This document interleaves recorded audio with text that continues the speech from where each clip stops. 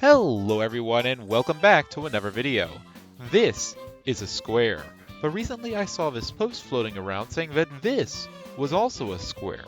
While I get what the post was trying to do, after all the shape does have 4 sides of equal length and 4 right angle corners, I don't think this counts as a square because of the 2 sides that are curved.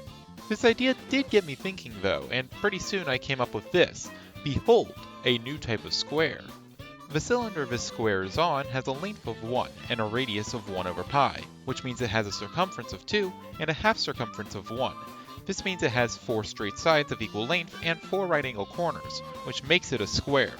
Some of you might be confused because I called the lines on this cylinder straight even though they appear to be curved.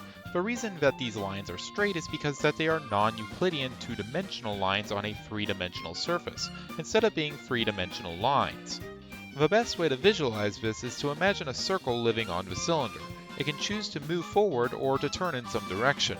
If the circle moves in a straight direction without turning, the line it leaves behind is straight, even if the surface that it is on is curved. After creating this new type of square, I noticed something. That being, if you follow the square's perimeter in one direction, the line sometimes turns left and sometimes turns right. This differs from a standard square, which will either always turn right or always turn left depending on the direction that you follow the perimeter. This got me questioning if there were possibly other squares that could be made. After all, with 4 corners and 2 possible states for each corner, it would seem there might be 16 types of squares. Looking into it further, the 16 possible corner combinations can actually be simplified down to 4 types, as 2 are the standard square, 1 going each way around the perimeter, 4 are a cylindrical square that I showed before, just starting the sequence at a different corner, 2 are a pattern of alternating left and right turns, and lastly, 8 of them have 3 turns in one direction and 1 turn in the other.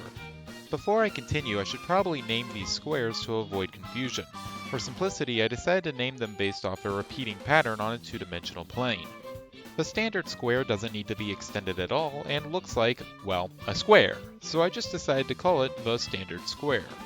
The cylindrical square looks like a square wave, so I decided to call it a wave square. The alternating sequence looks like a staircase, so I decided to call it a stair square. Lastly, the 1 and 3 sequence only repeats twice and looks like an infinity symbol, so I decided to call it an infinite square. While these infinite patterns look pretty, none but the standard square and a wave square on a cylinder satisfies being a 4 straight equal length-sided polygon with 4 right angles. So the next step was to find the surfaces for the stair square and infinite square so that they could be brought into reality.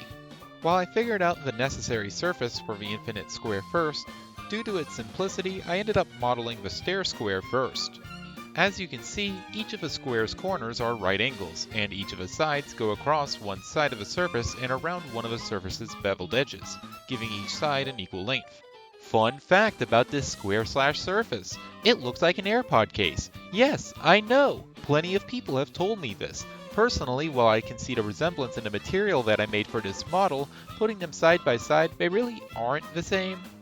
Lastly, we have the infinite square, which looks like the stair square with a massive tumor on it. This is because we want 3 of the corners to be on the top face of a surface and 1 to be on the bottom face of a surface.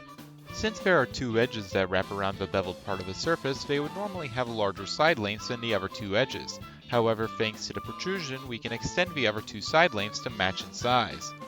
With that, I have shown off possible surfaces to generate all 4 types of squares. However, I'm sure that some people will argue that because these squares don't follow some of the rules that standard squares follow, that these should not be considered squares.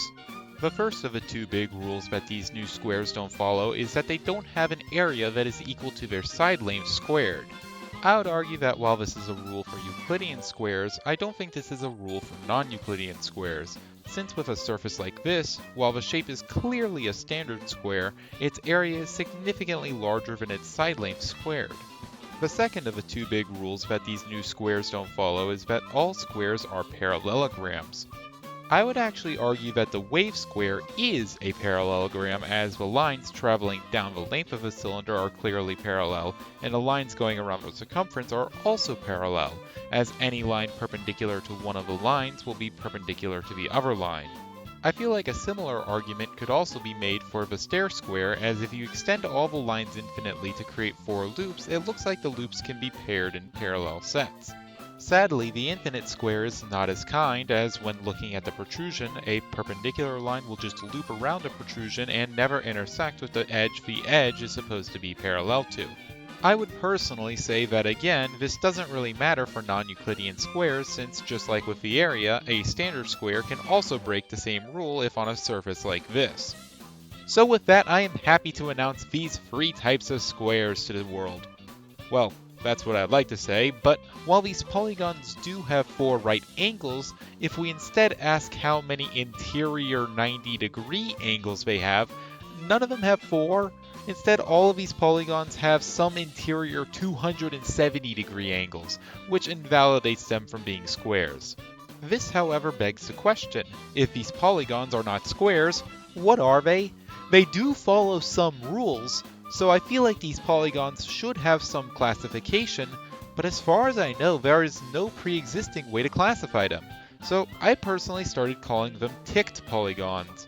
With that being said, my current definition of a ticked polygon is that an n-sided ticked polygon will have n straight sides of equal length and n interior angles, each with a value of -m times 360 degrees divided by n, all plus 180 degrees, where m is any integer.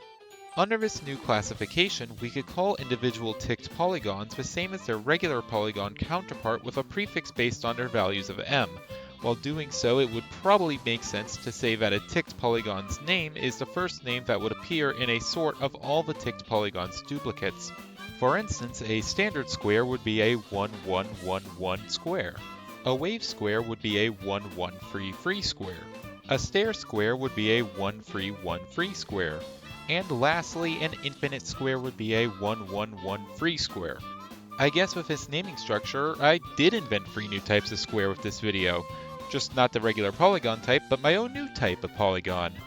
All that being said, at the end of the day, I am no mathematician, just a guy who likes thinking about non-Euclidean geometry and higher dimensional spaces. So if there already is classification or research on geometry like this, I would love to hear about it in the comments down below. Personally, I enjoyed making these models, so I might make a follow-up about this sort of geometry in the future. Let me know if that would be something you would be interested in by liking the video or leaving a comment. With that being said though, thank you all so much for watching, and I will see you guys next time. Goodbye!